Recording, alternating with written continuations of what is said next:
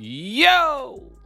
Welcome back, Wolfgang. This is the Fantasy Fixtures Podcast, and I'm your host, Winston Wolf, and I solve problems. If you're new to the channel, smash the sub button. No, literally, smash the sub button. I'm going to give you some of the best content, and along with everything you need in 15 minutes or less. We are one sub away from 100, and there will be a giveaway after such. You must have Cash App or PayPal to enter the contest.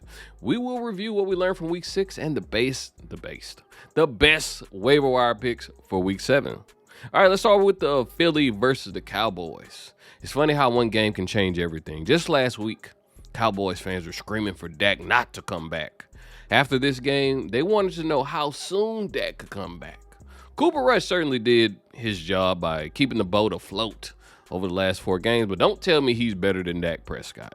Zeke ran for 81 rushing yards and a TD, so there's something left in the tank. He's a fantasy roller coaster. Lamb went 5 for 68, which didn't kill you, but it didn't put you in the driver's seat for a win either. Jalen Hurts threw a pair of TDs, one to Smith and one to A.J. Brown. Philly scored 20 in the second quarter and a TD in the fourth quarter. They have been some ugly wins, but a W is a W. They're 6-0, and I still love Jalen Hurts to go forward because he has maximum upside and the easiest schedule in football, period. Bills defeated the Chiefs 24-20. Admit it, we all thought this game would be 77-73. This was a chess match in which both teams were afraid of their opponent. Both teams didn't want to give up the big play, so they usually kept a safety deep, but when they didn't, Josh Allen made them pay. He went for 329 yards and 3 TDs. Diggs, 148 and a TD. Gabe Davis, 3 catches for 74 yards and a TD. His efficiency is crazy right now with such little targets. It's only a matter of time before you're disappointed he doesn't come away with an 80-yard bomb. But he did play on 93% of the snaps, so he's fully healthy, and he only needs 2 plays to score 20 points. Devin Singletary played on 86% of the snaps, so don't get too excited because Zach Moss was inactive. And he will more than likely never hit this kind of usage in snaps or carries when all 3 backs are playing. I truly thought Isaiah McKenzie would dominate the slot role with Crowder having a fractured ankle, but that's not the case at all. You can drop him. He played on 55% of the snaps and lost some playing time to Khalil Shakur.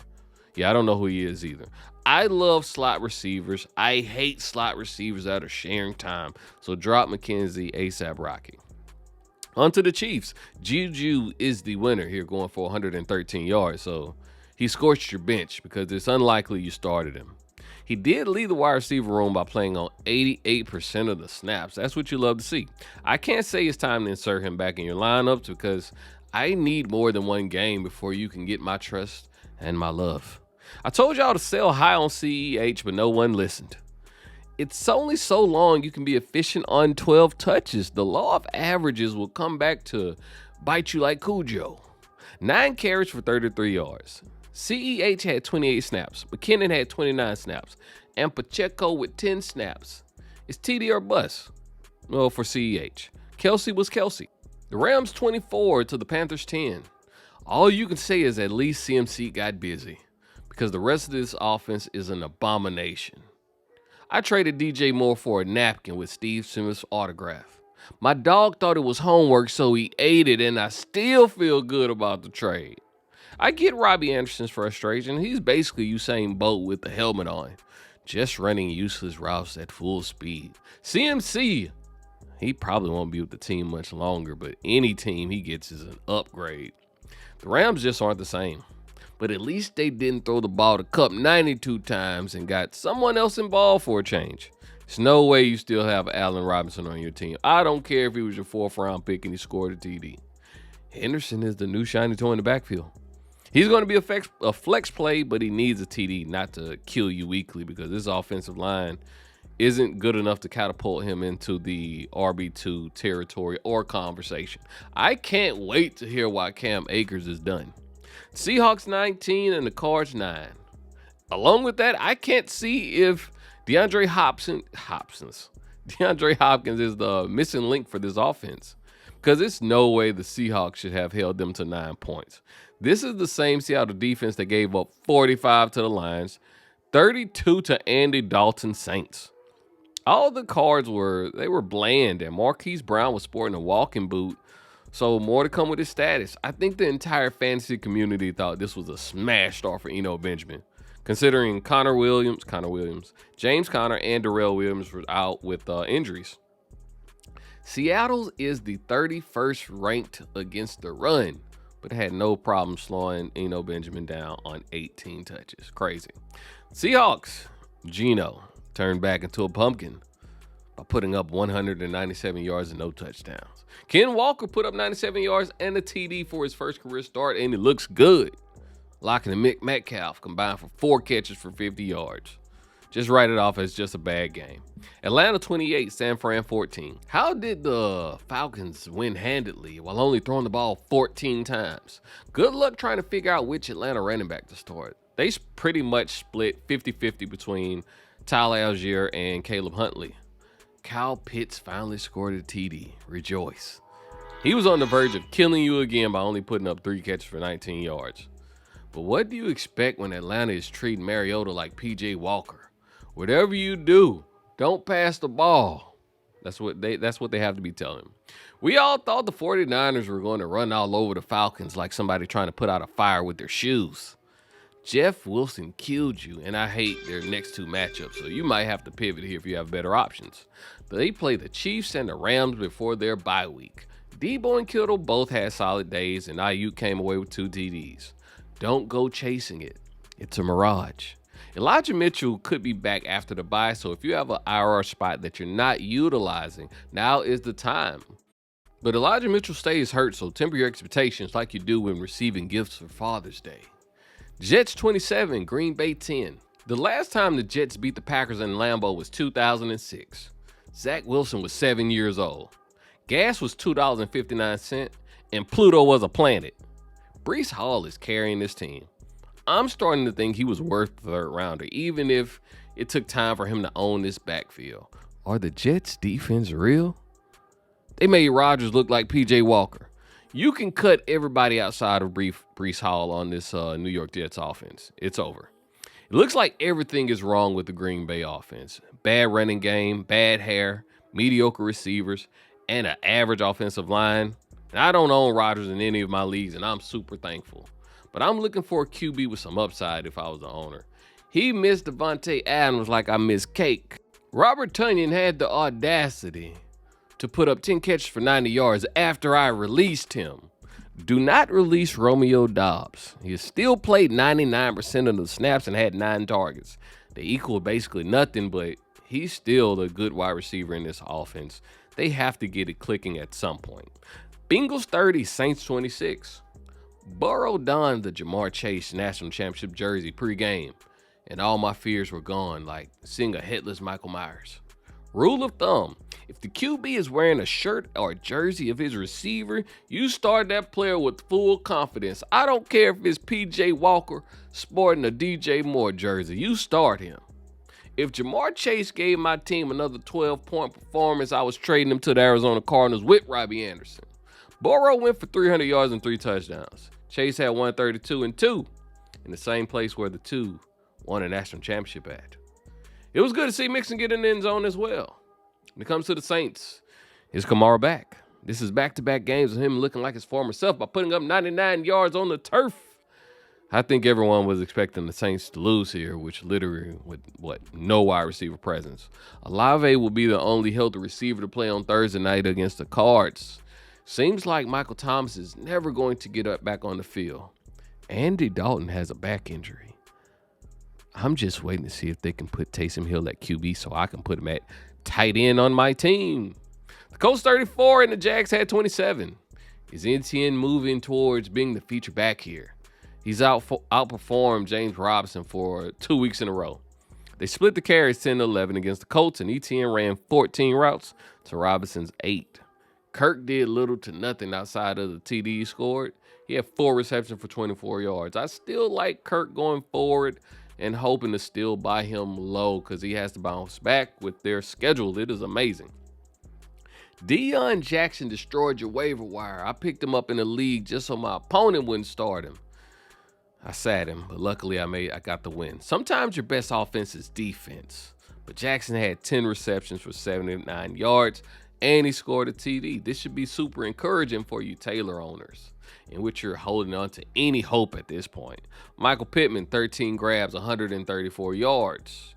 If you're the Taylor owner, it might behoove you to still pick up Jackson, even with the quad injury, just in case Taylor sits another week with a high ankle sprain, which guys usually sit like a month with his injury.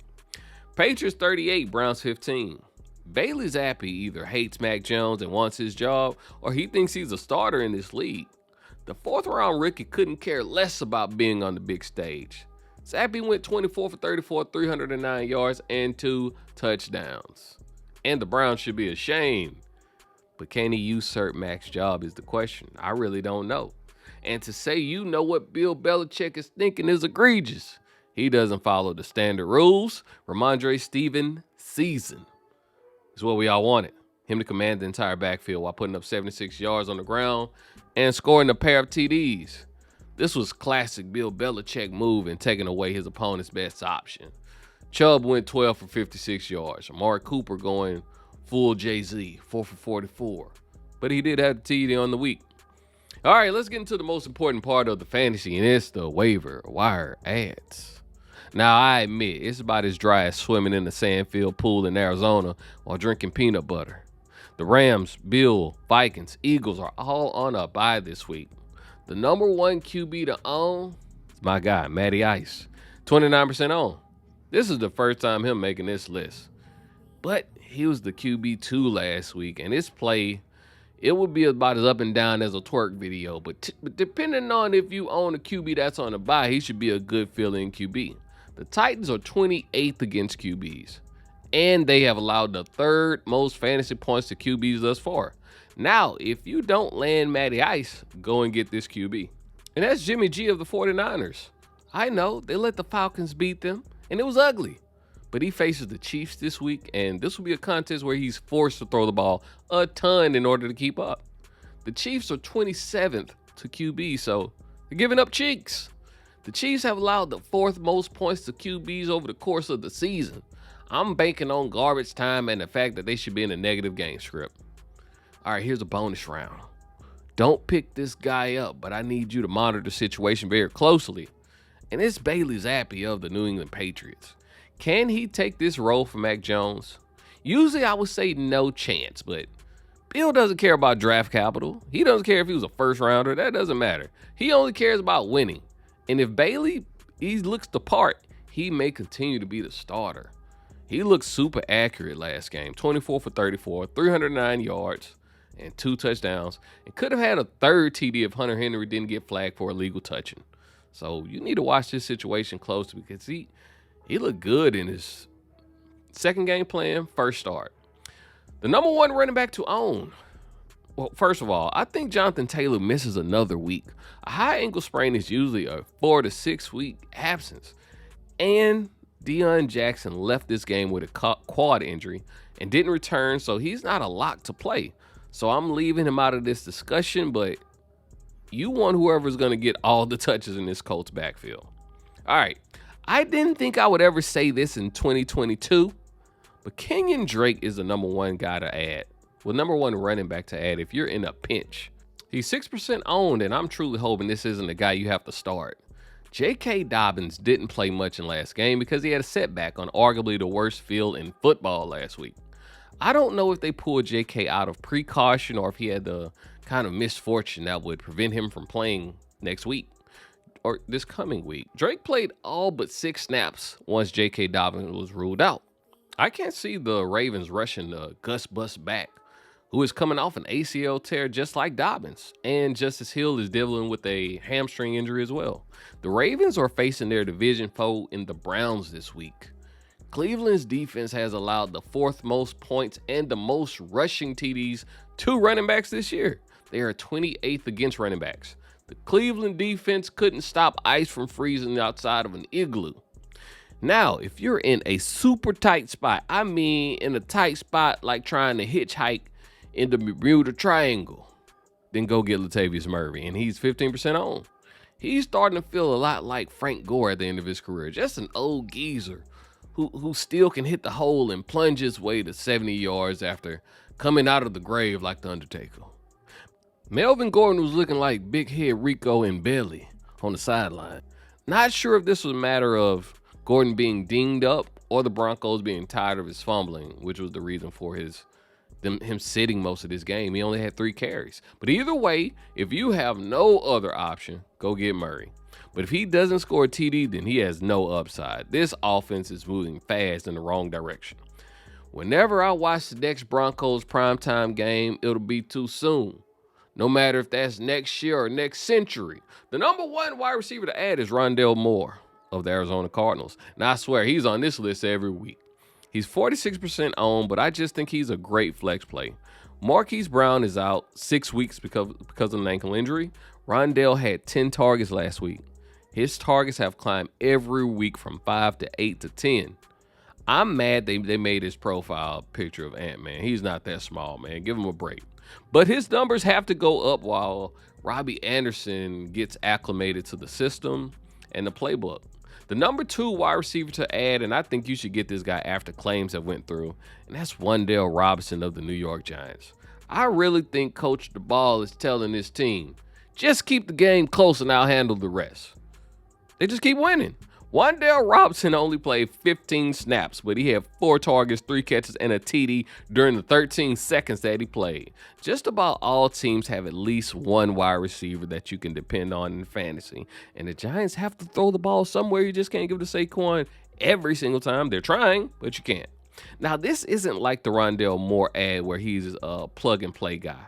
This is a wait-and-see move, because you want him on your bench to see if he can man the slot role for all the snaps and be a weekly starter.